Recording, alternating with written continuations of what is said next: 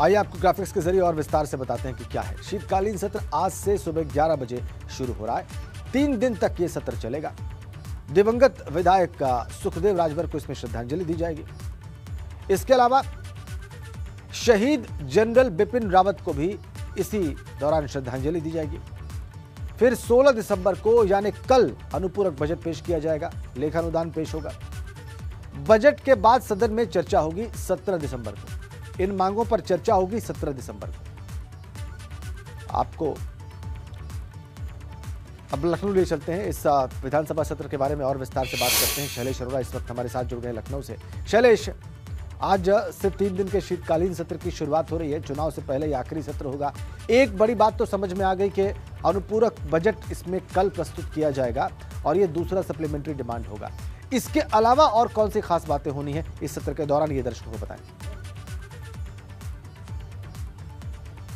राजेश, देखिए, अगर इस पूरे सत्र को देखें तो चुनाव से पहले चुनाव को साधने के लिए इसे आप कह सकते हैं, क्योंकि इसमें जो दूसरा अनुपूरक बजट सरकार लेकर आने वाली है उसमें कहीं ना कहीं प्रदेश के लगभग सीधे तौर पर 5 करोड़ वोटर्स पर निगाह है। अब इसके पूरे समीकरण को अगर आप समझे तो देखिए, इसमें ये बताया जा रहा है, जो सूत्रों की माने वित्त विभाग एक प्रस्ताव तैयार किया है, उस पर मंथन चल रहा है, जिसमें जो श्रमिक है, जो मजदूर है, उनको सीमांत मजदूर जो है उनको 2000 रुपये वार्षिक किस्त देने के ऊपर मंथन किया गया है। देखिए, पीएम कल्याण निधि जो है उसके तहत प्रदेश में एक बड़ी संख्या है जिनको किसानों को 2-2 हज़ार रुपए की 3 किस्तें साल में दी जाती है। अब सरकार इसमें 2000 रुपए की एक और किस्त जोड़ने पर मंथन कर रही है। तो यानी लगभग देखिए इस पर सहमति बन चुकी है। वित्त विभाग जो है वो अंतिम रूप दे रहा है, क्योंकि 16 को बजट सामने आना है। दूसरी चीज, इसके अलावा जो असंगठित क्षेत्र के मजदूरों की अगर बात करें तो उनके लिए भी 2000 रुपए की व्यवस्था करने की इसमें कोशिश की जा रही है, जो 500 की 4 किस्तों में दिया जाए, एक साथ दिया जाए। इसका प्रारूप जो है उस पर देखिए अंतिम मोहर लगना बाकी है। ये सारी चीजें मानकर चलिए आज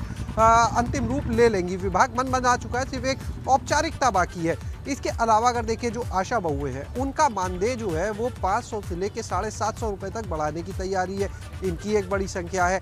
अगर बात करें युवा वर्ग को लेकर तो छात्र छात्राओं को जो समाज कल्याण विभाग की छात्रवृत्ति मिलती है उसमें बजट की कमी से देखिए बहुत से लोग छूट गए थे। तो सरकार इसके लिए अनुपूरक बजट में व्यवस्था कर सकती है, जिससे छूटे हुए विद्यार्थियों को भी स्कॉलरशिप का लाभ मिल सके। तो देखिए, इन 3-4 चीज़ों के माध्यम से अगर देखेंगे तो करोड़ों की संख्या में लोगों को साधा जा सकता है आगामी चुनाव से पहले। जी। इसके बाद अगर देखें तो देखिए, एक तरफ सरकार इस वर्ग को साधने की कोशिश में है, तो दूसरी तरफ विपक्षी दल इन्हीं मुद्दों पर, किसान का मुद्दा, नौजवान का मुद्दा, रोजगार का मुद्दा, महंगाई का मुद्दा, यही वो मुद्दे हैं जिनके ऊपर सरकार को घेरने की तैयारी में है। देखिए, चाहे बसपा हो, चाहे सपा हो, चाहे कांग्रेस हो, अपना पूरा मन बना चुके हैं कि इस सत्र में किस तरह से घेरना है। और वो पिछले जो बजट सरकार की तरफ से व्यवस्था की गई थी, चाहे वो मुख्य बजट हो, अनुपूरक बजट हो, उनका मुद्दा भी उठाएंगे। जैसा हर बार हम देखते हैं सत्र के पहले कि पिछला बजट जो है पूरा खर्च नहीं कर पाए कई विभाग और नए बजट की व्यवस्था की जा रही है।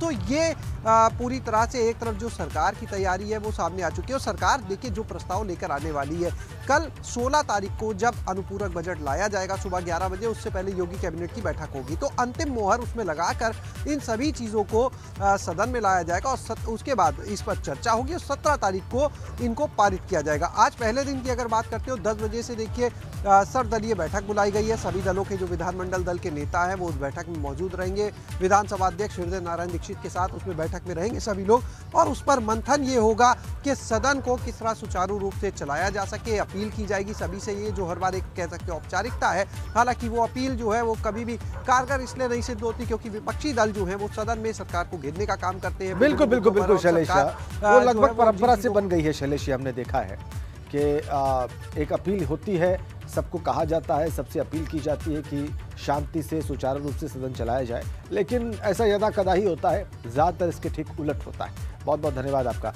शैलेश इन तमाम जानकारियों के लिए।